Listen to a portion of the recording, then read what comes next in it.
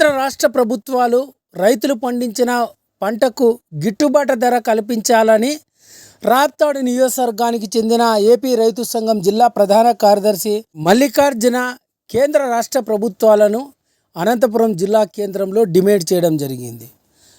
బుధవారం మధ్యాహ్నం 12:05 సమయంలో వామపక్షాల రైతు సంఘం నేతలతో కలిసి స్థానిక అంబేద్కర్ విగ్రహం వద్ద నిరసన కార్యక్రమాన్ని చేపట్టడం జరిగింది. ఈ సందర్భంగా రాప్తాడు నియోజకవర్గానికి చెందిన ఏపీ రైతు సంఘం జిల్లా ప్రధాన కార్యదర్శి మల్లికార్జున మీడియాతో మాట్లాడుతూ కేంద్ర రాష్ట్ర ప్రభుత్వాలు రైతులను ఆదుకోవడంలో విఫలం కావడం జరిగిందన్నారు.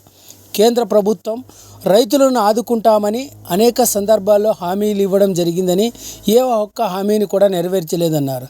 అదేవిధంగా రాష్ట్రంలో కూటమి ప్రభుత్వం అధికారంలో లేనప్పుడు, ప్రతిపక్షంలో ఉన్నప్పుడు చంద్రబాబు నాయుడు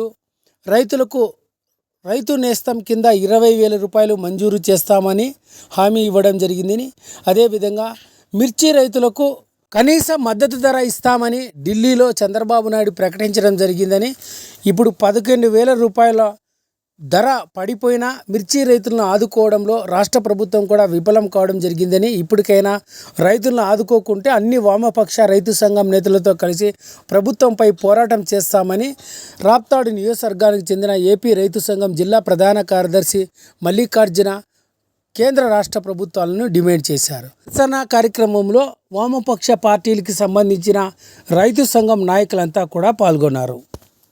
ఆంధ్రప్రదేశ్ రాష్ట్ర వ్యాపితంగా అన్ని జిల్లా కేంద్రాల్లో ఆందోళన కార్యక్రమం నిర్వహిస్తూ ఉన్నాం. ఎందుకంటే ఇవాళ రైతుల ఆదాయాన్ని రెట్టింపు చేస్తామని అధికారంలోకి వచ్చినటువంటి నరేంద్ర మోడీ ఇవాళ రైతాంగాన్ని విస్మరించడం జరిగింది.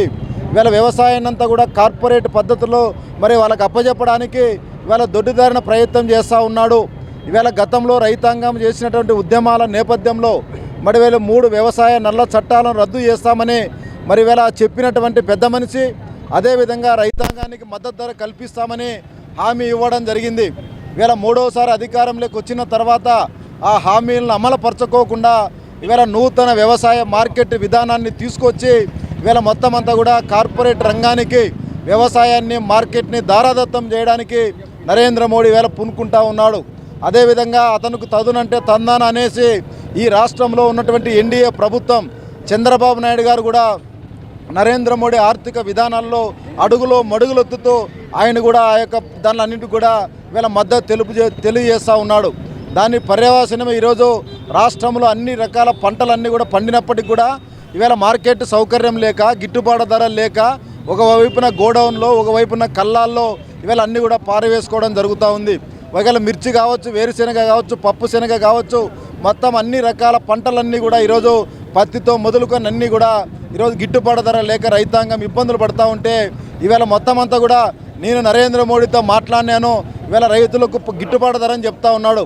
ఈవేళ మిర్చికి గతంలో 25,000 రూపాయలు ఉంటే ఈరోజు 11,000 రూపాయలు దాటితే నేను మద్దతు ధర చెప్తాననేసి ఇవాళ చంద్రబాబు నాయుడు ఇవాళ ఢిల్లీలో మాట్లాడని చెప్తా ఉన్నాడు.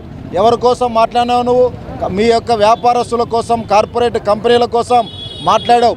నిజంగా నీలో చిత్తశుద్ధి ఉండింటే ఇవాళ గత సంవత్సరం ఏదైతే పత్తికి మిర్చికి రేటు ఉందో 25,000 రూపాయలు తగ్గకుండా మాట్లాడాల్సిందే. ఏది ఏమైనా అటు నరేంద్ర మోడీ, ఇటు చంద్రబాబు నాయుడు ఇద్దరు కూడా రైతాంగ వ్యతిరేక విధానాలు నిర్వహిస్తూ ఉన్నారు. ఈ రాష్ట్రంలో కూడా చంద్రబాబు నాయుడు గారు ఎన్నికలకు ముందు ఏదైతే అన్నదాత సుఖీభవ కింద అనేసి మరి 20,000 రూపాయలు ఇస్తానని చెప్పాడో మరి ఇవాళ ఖరీఫ్ వెళ్ళిపోయింది, రబీ వెళ్ళిపోయింది, ఒక సంవత్సరం దాటుకొని మరో సంవత్సరం ఇస్తానని చెప్తా ఉన్నాడు. అది కూడా విడతల వారీగా ఇస్తామని చెప్పారు. అందుకోసం వీళ్ళకి చిత్తశుద్ధి లేదు. అందుకోసమే తక్షణమే రైతాంగ సమస్యలు పరిష్కరించాలి, రైతులకు గిట్టుబాటు ధర కల్పించాలి, మద్దతు ధర కల్పించాలి, నూతన వ్యవసాయ మార్కెట్ విధానాన్ని ఇవాళ రద్దు చేయాలి, విద్యుత్ సంస్కరణలు అమలుపరచుకోకుండా ఉండాలి. దానితో పాటు ఇవాళ రైతుల అప్పులు కూడా రద్దు చేయాలి. ఎందుకంటే కార్పొరేట్ కంపెనీలకు దాదాపు 19 లక్షల రూపాయలు రద్దు చేసినటువంటి కేంద్ర ప్రభుత్వం ఇవాళ 12 లక్షల కోట్లు ఉన్నటువంటి రైతాంగ రుణాలని ఎందుకు మాఫీ చేయలేదో ఆలోచన చేయాలి. అందుకోసమే ఆ యొక్క అప్పులు కూడా రద్దు చేయాలి. మరో పక్క 50 సంవత్సరాలు పైబడినటువంటి మరి రైతుకు కూడా 10,000 రూపాయలు పెన్షన్ ఇవ్వాలి. అదేవిధంగా రాయలసీమ జిల్లాలో ఉన్నటువంటి పెండింగ్ ప్రాజెక్టులన్నీ కూడా పూర్తి చేసి ప్రతి ఎకరాకు కూడా నీరు ఇవ్వాలనేసి దానికోసం మేము పోరాటం చేస్తూ ఉన్నాం. అవసరమైతే ఈ పోరాటాన్ని మరి ఇంకా ముందుకు